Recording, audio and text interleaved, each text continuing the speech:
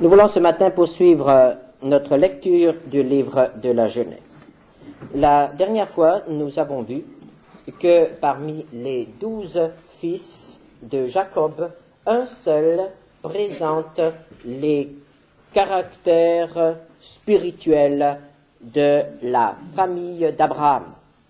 Joseph ressemble beaucoup à son grand-père Isaac.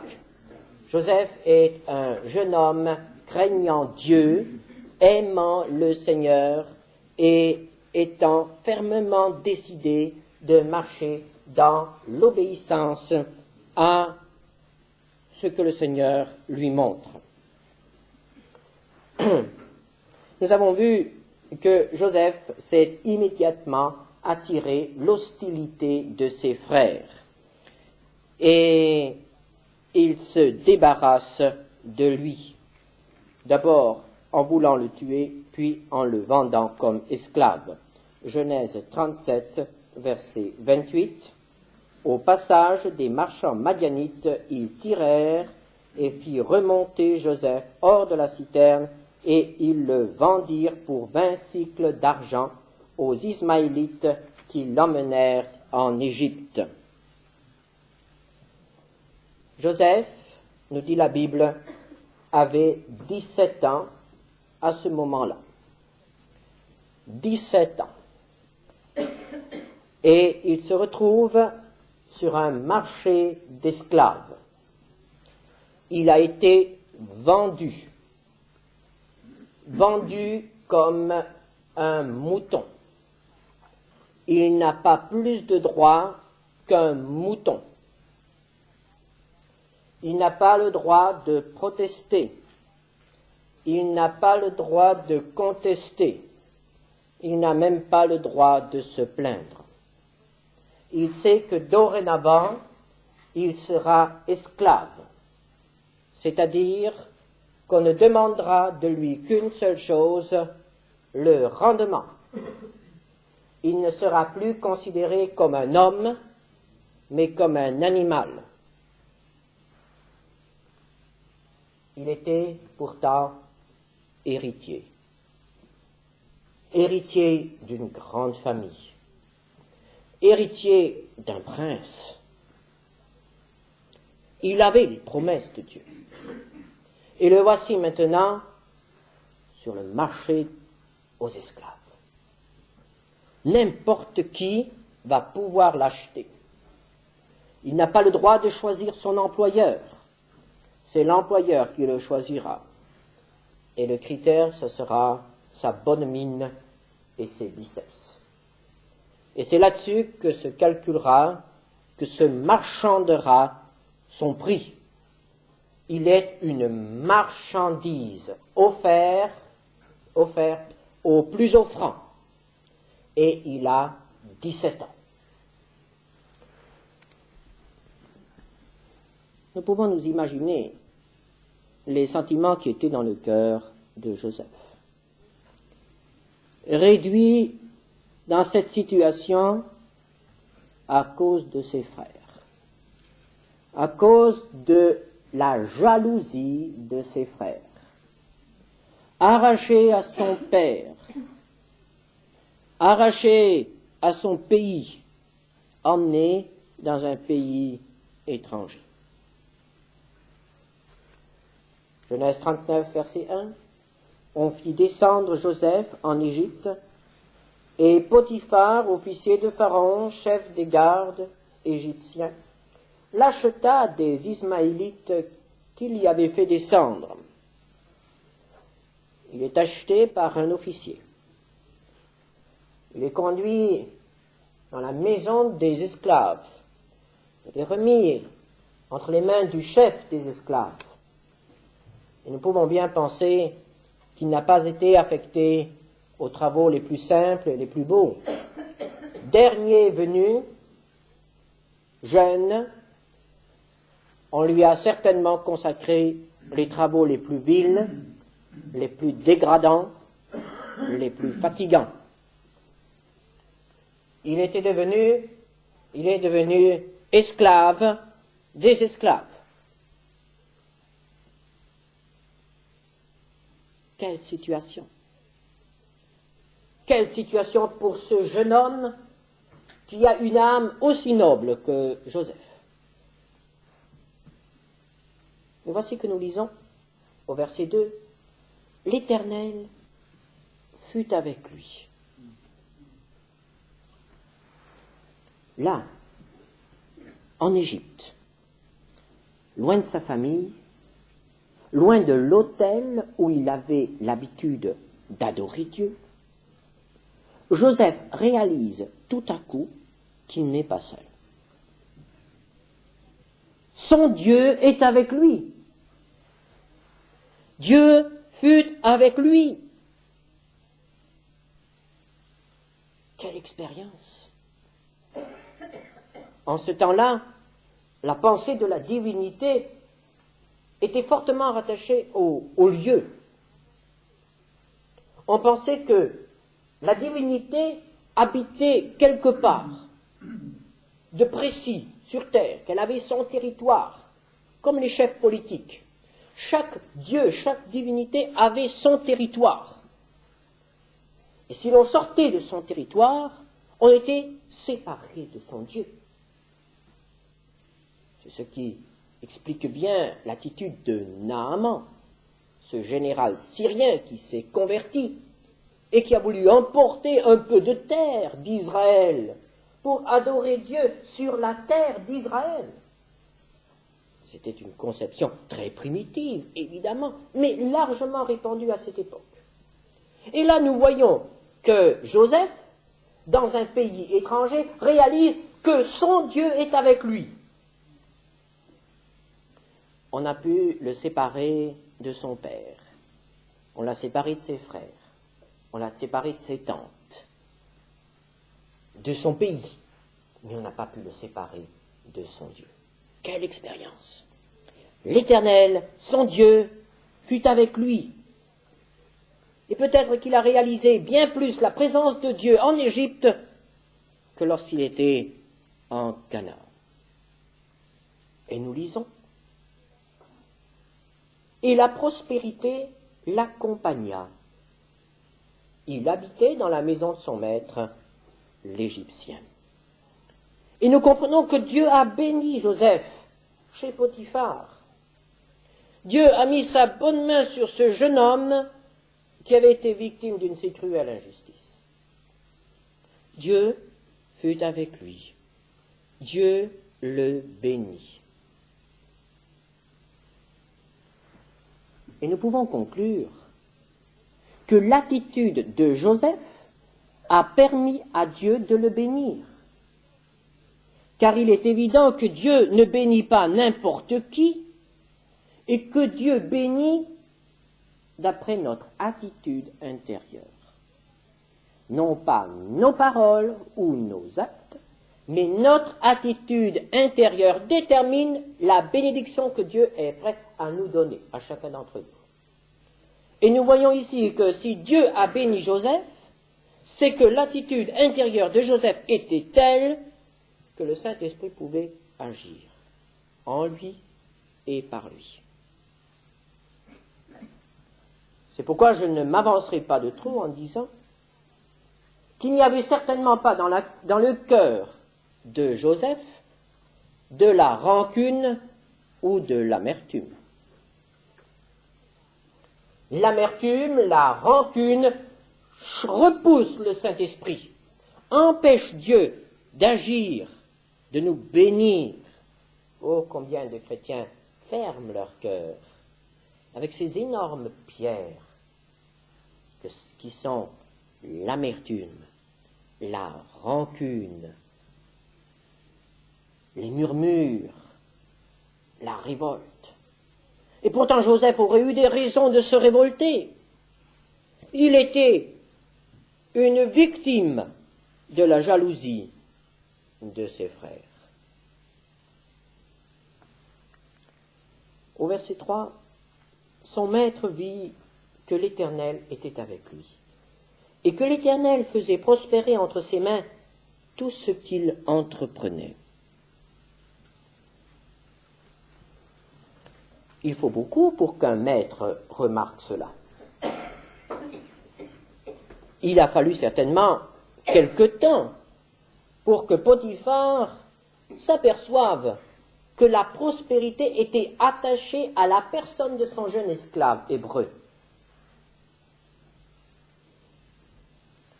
Et cela nous fait penser que le travail de Joseph était irréprochable. Joseph aurait très bien pu dire « Je ne suis pas fait pour être esclave. Mon éducation, mon rang, ne sont pas du tout de ceux qui nous poussent à nous salir les mains. Je suis destiné à autre chose. Je ne suis pas un esclave. Je refuse cette situation d'esclave. » Et dans l'orgueil de l'adolescence, Joseph aurait pu devenir un rebelle. Il aurait beaucoup souffert, évidemment. Il aurait peut-être été revendu. Il y a de fortes chances pour qu'on le tue. L'esclave rebelle, à cette époque-là, était punissable de la mort. Mais non, Joseph a pensé servir Dieu par son travail. Et c'est vraiment la ligne spirituelle que nous trouvons dans toute la parole de Dieu. Le chrétien sert Dieu par son travail, quel que soit le travail qu'il accomplit. Colossiens 3, 23, « Tout ce que vous faites, faites-le de bon cœur, comme pour le Seigneur et non pour des hommes. » Si Joseph avait simplement vu le chef des esclaves ou son maître l'Égyptien, il n'aurait pas eu le courage de travailler comme il a travaillé. Frères et sœurs, est-ce que nos employeurs ou nos clients ou nos collègues ou nos professeurs remarquent que nous travaillons pour Dieu? Aujourd'hui, on travaille pour l'argent, même les chrétiens. Aujourd'hui, on travaille pour l'avancement. Aujourd'hui, on travaille pour le succès. Combien de chrétiens travaillent pour Dieu? Travailler pour Dieu, pour la gloire de Dieu. Vous me direz peut-être, mais je suis missionnaire, ou je suis serviteur de Dieu. Toute ma semaine, je la passe pour Dieu. Frères et sœurs, je suis aussi serviteur de Dieu. Et je sais qu'on peut travailler toute une semaine dans l'œuvre de Dieu et quand même ne pas être serviteur de Dieu.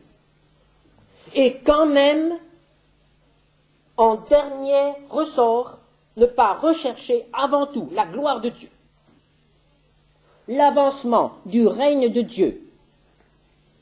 On travaille peut-être pour l'Église, on travaille peut-être pour l'œuvre, on travaille peut-être pour la mission, on travaille peut-être pour ce qu'on a fondé, pour le service dont on est responsable, pour que cela avance.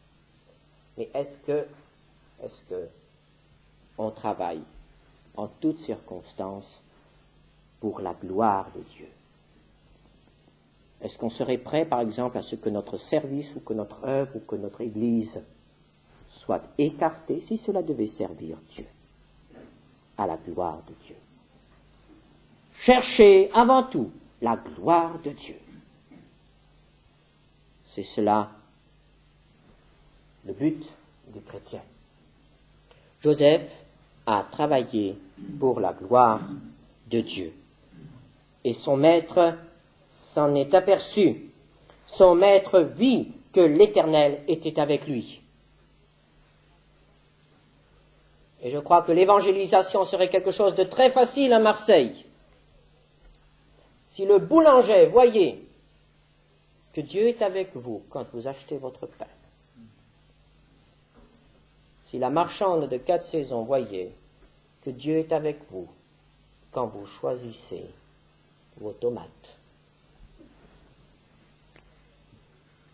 Si votre employeur voyait que Dieu est avec vous et que vous travaillez de la même manière lorsqu'il est présent que lorsqu'il est absent. L'évangélisation serait facile si le chrétien pensait toujours à manifester la présence de Dieu dans les moindres actes de sa vie, dans toutes les circonstances.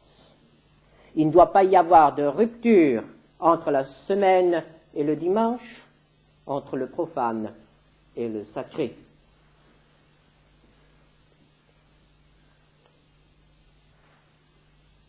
Et voici que par Joseph, la bénédiction est entrée dans la maison de Potiphar. Potiphar a acheté un esclave. Et il a accueilli un prophète. Il a accueilli un serviteur de Dieu. Il ne le savait pas. Et c'est le privilège du chrétien, frères et sœurs, d'emporter avec lui, si je puis dire, le Saint-Esprit. Et de faire pénétrer le Saint-Esprit partout où nous allons. Dieu donne le Saint-Esprit à celui qui accepte Jésus-Christ comme son Sauveur et Seigneur. Le Saint-Esprit demeure dans l'enfant de Dieu et veut se manifester par l'enfant de Dieu. À l'uséine, à l'atelier, en classe, le Saint-Esprit est en vous. Le Saint-Esprit est avec vous. Et si vous êtes le seul chrétien dans votre classe, cela suffit pour que le Saint-Esprit, dans toute sa puissance, soit dans cette classe, dans cet atelier ou dans cette boutique. Le Saint-Esprit est en nous, frères et sœurs. Il faut le réaliser. Et c'est le Saint-Esprit de la Bible. C'est le Saint-Esprit qui peut se manifester dans toute sa puissance et dans toute sa gloire, à condition qu'il y ait là un porteur, qu'il y ait là un homme, une femme, un jeune, un enfant, qui soit prêt à le laisser se manifester. Quel privilège! Faire pénétrer Dieu dans nos familles, qui ne croient pas encore. Faire pénétrer Dieu dans nos ateliers, dans nos usines, dans nos commerces, dans nos lycées, dans nos universités. Faire pénétrer Dieu partout et collaborer avec lui et savoir qu'il est là, présent en nous et que nous pouvons travailler avec lui et qu'il est prêt à travailler par nous. Être porteur de bénédiction. Sommes-nous préoccupés d'apporter la bénédiction? La valeur d'une vie ne se mesure pas au travail accompli, ne se mesure pas à notre renommée, ni même à notre succès. La valeur d'une vie se mesure à la bénédiction que Dieu a pu donner par cette vie. Il y a d'humbles ménagères qui sont davantage canal de bénédiction que de grands serviteurs de Dieu. Dieu jugera notre vie par la bénédiction qu'il a pu donner à travers nous. Est-ce que nous réalisons ces choses? Est-ce que nous sommes conscients, est-ce que nous sommes désireux en début de journée? Seigneur, fais de moi un canal de bénédiction. Fais de moi un vase de bénédiction par lequel tu pourras agir, par lequel tu pourras te manifester dans ce monde. Joseph devenait porteur de bénédiction là où il allait. Et ainsi s'accomplissait déjà cette merveilleuse promesse de Dieu à Abraham, Genèse 12, 3, « Les familles de la terre seront bénies en toi. » Et au verset 4 du chapitre 39, « Joseph trouva grâce aux yeux de son maître, qui l'employa à son service, l'établit sur sa maison et lui confia tout ce qu'il possédait. Dès que Potiphar l'eut établi sur sa maison et sur tout ce qu'il possédait, l'Éternel bénit la maison de l'Égyptien à cause de Joseph. Et la bénédiction de l'Éternel fut sur tout ce qui lui appartenait, soit à la maison, soit au champ. Il abandonna aux mains de Joseph tout ce qui lui appartenait, et il n'avait avec lui d'autre soin que celui de prendre sa nourriture. Et la fin de ce verset introduit la deuxième scène, la deuxième épreuve. Or, Joseph était beau de taille et beau de figure. Après ces choses, il arriva que la femme de son maître porta les regards sur Joseph. Il semblait que Joseph s'était installé, qu'il était heureux. Voici que les premiers nuages s'annoncent. Et la tempête ne va pas tarder. La tentation. Et la tentation vient justement du côté où on ne l'attend pas. Elle vient de la femme de son maître. Et si nous essayons de nous représenter la chose, nous voyons devant quel choix difficile Joseph était placé. La femme de son maître avait sur Joseph autant de droits que le maître. Joseph n'était qu'un esclave. Il devait obéir. Et s'il désobéissait, c'était la mort.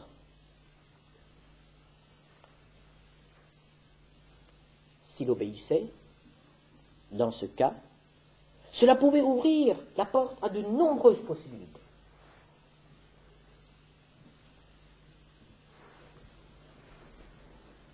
Joseph était jeune, il était esclave, il n'avait rien à perdre. À première vue, il n'avait que des avantages d'accepter l'offre de la femme de son maître. Il était certain de recevoir, s'il cédait, l'argent, les honneurs, et peut-être même l'affranchissement.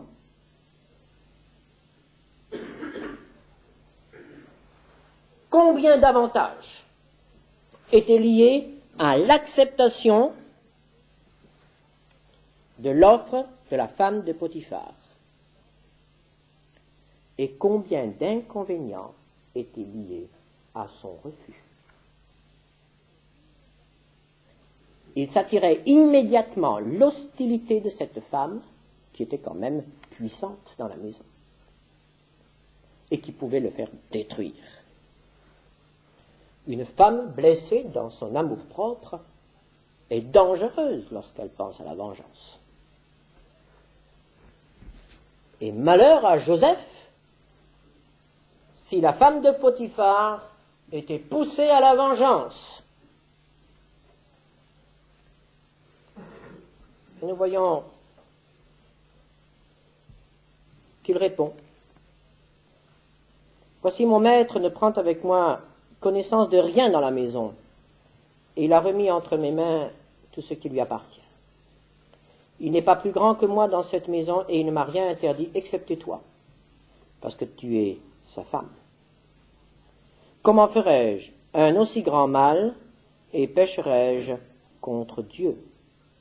Quoiqu'elle parlât tous les jours à Joseph, il refusa de coucher auprès d'elle, d'être avec elle. Cette insistance, tous les jours. Et ce refus. Quelles sont les motivations de ce refus de Joseph? D'abord, la confiance dont il est l'objet de la part de son maître. Il ne veut pas trahir son maître. C'est là vraiment une attitude morale admirable. Mais il y a davantage. Il parle à cette femme de son Dieu. Son Dieu. considèrent cela comme un péché. Peut-être que le Dieu ou les dieux des Égyptiens ne considéraient pas cela comme péché. On disait peut-être déjà à cette époque-là que c'était naturel. Mais le Dieu de Joseph, et je crois qu'il n'a pas changé d'avis depuis, dit que c'est un péché, c'est un adultère, c'est de l'impudicité. Et ce qui était vrai au temps de Joseph est encore vrai aujourd'hui. D'autres relations sexuelles en dehors du mariage sont condamnées par la Bible. Dieu considère cela soit comme de l'adultère, de la prostitution ou de l'impudicité. Et il faut que cela soit rappelé aujourd'hui, et rappelé constamment, et dans nos familles, et dans nos églises, et dans nos écoles chrétiennes. La loi de Dieu ne peut pas être changée. Que les hommes changent leur loi. Que les hommes essayent de faire plaisir à la foule. Que pour des raisons électorales ou autres, ou démagogiques, on change certaines lois.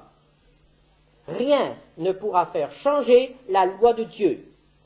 Et le chrétien doit se fier, doit se plier à la loi de Dieu. Ce que la Bible appelle péché doit rester péché, même si les lois de notre pays changent. La morale des hommes évolue. La loi de l'Éternel n'évolue pas. Elle reste ce qu'elle est depuis le commencement. Pour Joseph, c'était péché. Et il ne veut pas se souiller. Il ne veut pas pécher. Ce qui devait arriver arriva, malheureusement. La femme, offensée, vexée, se venge. Elle raconte une histoire à son mari et Joseph est jeté en prison. Il prit Joseph et le mit dans la prison, dans le lieu où les prisonniers du roi étaient enfermés. Il fut là en prison. Et au verset 21, l'Éternel fut avec Joseph et il étendit sur lui sa bonté. Et cela doit quand même nous amener à réfléchir. Nous pourrions nous dire, et si le Seigneur était vraiment avec lui, est-ce qu'il n'aurait pas pu empêcher d'abord cet amour de la femme, et puis ensuite sa vengeance, ou bien ouvrir les yeux à Potiphar? Est-ce que Dieu n'aurait pas pu empêcher cette nouvelle injustice? Voici de nouveau Joseph en prison. Il s'était de nouveau un petit peu mis à flot, et nouvelle épreuve, le voici, privé de toute liberté. Et il a échappé à la mort encore. Pourquoi Dieu n'a-t-il pas préservé son jeune serviteur de l'épreuve? Dieu ne nous préserve pas automatiquement de l'épreuve. L'épreuve fait partie de la vie du chrétien. Et ce que nous voyons dans la parole de Dieu, c'est que si Dieu n'a pas empêché que Joseph soit jeté en prison, bien, il l'a accompagné en prison. Dieu était avec Joseph en prison. Et cette prison est devenue un temple pour Joseph. Il était en présence de Dieu en prison. Il vaut mieux être avec Dieu en prison que sans Dieu dans un palais. C'est le chemin de l'épreuve, c'est le chemin du renoncement, c'est le chemin du grain de blé qui doit mourir pour porter la vie. Et dans cette prison, Joseph reste en présence de l'Éternel. Et il reste disponible pour le service. Comment pouvons-nous dire cela? Quelque temps après, le chef de la prison s'aperçut que Dieu était avec lui. Et il lui remit la surveillance de tous les prisonniers. Et il est dit, et rien ne se faisait dans cette prison que par Joseph. Et voici que 2 prisonniers sont amenés dans cette prison. Il s'agit de l'échanson et du panetier de Pharaon. Et un matin, Joseph, chapitre 40, verset 6, les regarda, et voici, ils étaient tristes. Alors il questionna les officiers de Pharaon qui étaient avec lui dans la prison de son maître, et il leur dit, « Pourquoi avez-vous mauvais visage aujourd'hui ?»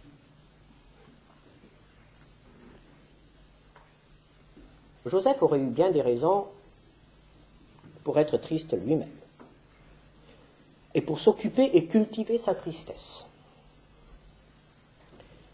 et ne pas s'occuper des autres. Mais nous voyons ici un serviteur de Dieu disponible, malgré sa tristesse, malgré l'injustice dont il a été l'objet, il est disponible pour les autres. Il voit quand le matin, 2 compagnons d'infortune sont tristes.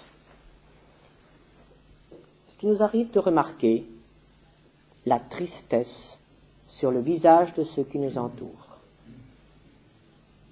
Nous sommes tellement préoccupés par nos soucis et nos ennuis que même s'il nous arrive de voir que quelqu'un a mauvais visage, comme dit Joseph, nous nous gardons bien de dire quelque chose parce que nous avons peur d'entendre une avalanche de misère. Comme nous en avons assez, les nôtres nous suffisent. Que chacun porte son propre fardeau. Alors que chacun reste seul avec sa souffrance. Joseph n'a pas raisonné comme cela. Il avait les yeux ouverts pour les souffrances, les tristesses de ses frères. Et il avait le cœur ouvert pour les aider à porter. Et il était disponible pour leur parler de celui qui peut expliquer, de celui qui peut résoudre. Et il a été messager de Dieu pour ces 2 hommes. Vous connaissez l'histoire. Et avant de laisser partir les chansons, Joseph lui dit, au verset 14 et 15, « Souviens-toi de moi quand tu seras heureux, et montre, je te prie, de la bonté à mon égard. Parle en ma faveur à Pharaon, et fais-moi sortir de cette maison, car j'ai été enlevé du pays des Hébreux, et ici même je n'ai rien fait pour être mis en prison. Souviens-toi de moi. Je ne te demande pas grand-chose, toi tu sors, tu auras de nouveau les honneurs, et moi je reste en prison. Souviens-toi de moi. » Et les chansons lui ont certainement dit, « Compte sur moi, mais bien sûr, je n'oublierai jamais. » Le chapitre se termine par le verset 23. Le chef des échansons ne pensa plus à Joseph. Il l'oublia. Quelle déception! Joseph voyait déjà les portes de la prison s'ouvrir. Mais elles restèrent fermées. Et elles restèrent fermées encore 2 ans. Il a été oublié. Vous ne croyez pas que ça fait un peu mal? Vous ne croyez pas qu'il y a des pincements dans un cœur de jeune devant une telle ingratitude? Il a été oublié et il est resté en prison. Mais croyez-moi, il est resté en prison parce que ce n'était pas encore l'heure de Dieu. Et il faudrait peut-être que nous pensions à cela dans certaines circonstances. Parfois nous disons, « Oh, je suis bloqué à cause de tel homme ou de telle situation. » Parfois, ceux qui nous entourent nous mettent en prison. Ou parfois, quelqu'un sur lequel nous comptions nous abandonne. Quelqu'un oublie sa promesse. Et on est là, privé de liberté, on est en prison, on est dans l'épreuve. Bien sûr que les hommes bâtissent des prisons pour leurs frères. Et croyez-moi, le Seigneur a dit, je peux ouvrir une porte et personne ne la fermera. Et si nous sommes peut-être aujourd'hui en prison pour certaines raisons, ne regardons pas trop aux circonstances, ne regardons pas trop aux instruments humains qui ont provoqué cette situation, et regardons au Seigneur. Lorsque l'heure de Dieu sera venue, la prison s'ouvrira. Et elle s'est ouverte pour Joseph. Nous savons comment. Pharaon a eu 2 rêves, vous connaissez les rêves, et comme personne ne peut donner l'interprétation, les chansons se souviennent du petit esclave. Et le petit esclave est appelé, et le petit esclave peut donner l'explication. Et regardons maintenant comment il donne cette explication. Quelle dignité! Genèse 41, versets 15 et 16.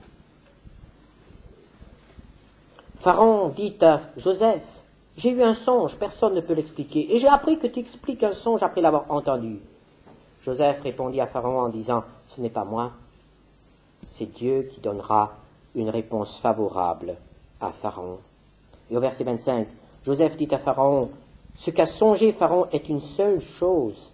Dieu a fait connaître à Pharaon ce qu'il va faire. » Au verset 32, si Pharaon a vu le songe se répéter une seconde fois, c'est que la chose est arrêtée de la part de Dieu et que Dieu se hâtera de l'exécuter.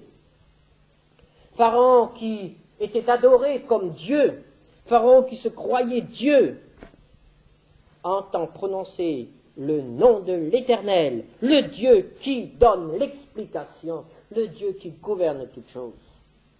Et c'est par la bouche d'un petit esclave hébreu qu'il entend parler du Dieu vivant et tout-puissant, et du Dieu qui veut aider son peuple, le peuple égyptien, à échapper à une catastrophe terrible.